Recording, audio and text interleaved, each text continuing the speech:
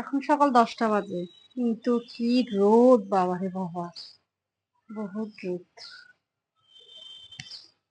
কোনো ঠান্ডা নাই, আমরা ফ্যান ছেড়ে ঘুমাই।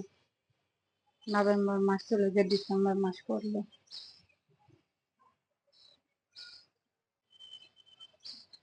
আসসালামু আলাইকুম everyone, welcome back to my channel. আশা করি সবাই ভালো আছেন। আলহামদুলিল্লাহ, আমিও ভালো আছি। তো আমার হাজবেন্ড সকালে নাস্তা খেয়ে দোকানে চলে গেছে। এখন 10টা বাজেনি, 10:45 মতো বাজে। তো আমি আমার ব্লগটা এখান থেকে শুরু করছি। সারাদিন আমার সাথেই থাকবেন। আজকে অনেক রোদ, অনেক সকালে একদম কড়া রোদ উঠে গেছে।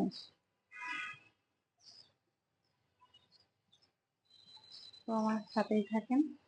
আর ড্রয়িং রুমের বারান্দাটায় যাই, দেখি কি অবস্থা। আমার ঘরের অবস্থা করুন, ঠিক করবো একটু পরে।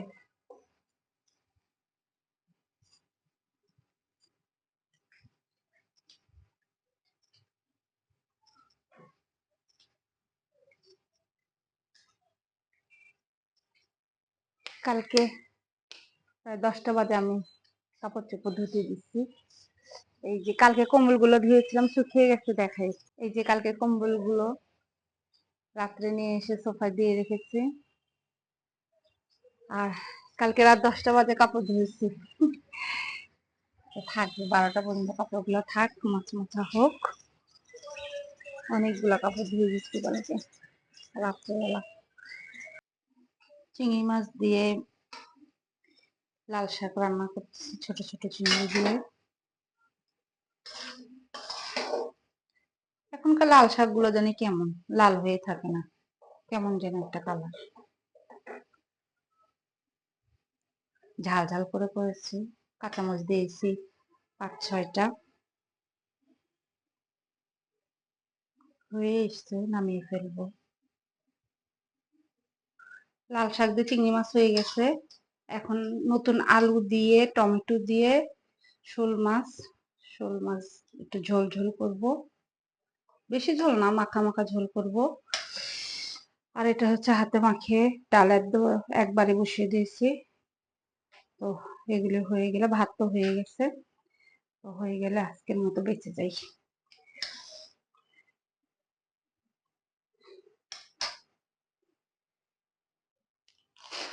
মেয়েদের ঘরে বিছনা চাদরটা চেঞ্জ করে দিলাম। কয়েকদিন হলে দিব ভাবছিলাম, কিন্তু দেওয়া হচ্ছিল না।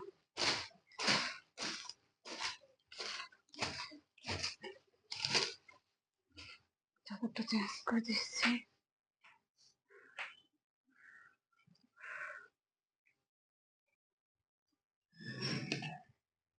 এখন সন্ধ্যা 7টা। তো এক মগ চা নিয়ে বসছি, চা খাচ্ছি। দুপুরে খুব ভালো ঘুম দিয়েছে, 1-1.5 ঘন্টা, কারণ বউ এখন কাজ করতে আসতেছে। এখন অতটা আর চাপ নাই কাজের। অনেকক্ষণ ঘুমিয়েছি, ভালো লাগতেছে আজকে। তো একটু পরে আমার হাজবেন্ড চলে আসবে, ফোন দিয়েছে। তো আজকে এই পর্যন্তই। সবাই ভালো থাকবেন। আল্লাহ হাফেজ।